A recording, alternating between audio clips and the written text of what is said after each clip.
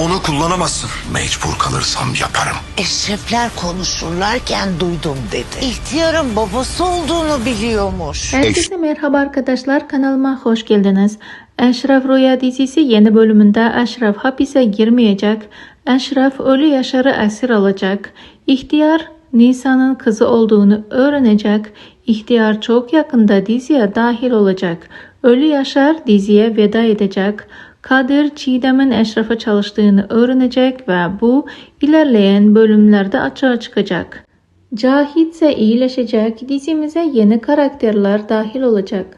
Nisan'da sezon sonuna doğru babasının ihtiyar olduğunu öğrenecek. İhtiyarla ilk Nisan karşılaşacak. Bu büyük sır Eşref ve Nisan'ı ayırmayacak. Tam aksine birbirlerine daha da sımsıkı sarılmalarına sebep olacak. Nisan bu aralarda aynı zamanda hamilelik süreci de yaşayacak. Eşref balıkçının teklifini kabul etmeyecek. Ölü Yaşar yeni bölümde ölecek. Eşref Ölü Yaşar'ı kızını kurtaracak. Diziye yine kötü karakterler dahil olacak. Yeni düşman diziye hapisten girecek ve Eşref ve ekibiyle çarpışmalar yaşayacak. Dizimiz 10 Haziran'da sezon finali yaparak 3 aylık ara verecek. Yeni sezonda da tam gaz devam edecek.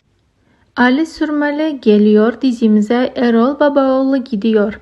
Cielo Ağa karakteri hapishanede ve sahneleri başlıyor.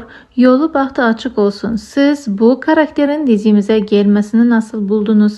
Fikirlerinizi aşağıda yorumlar kısmında bizlerle paylaşmayı ve kanalımıza abone olmayı unutmayın.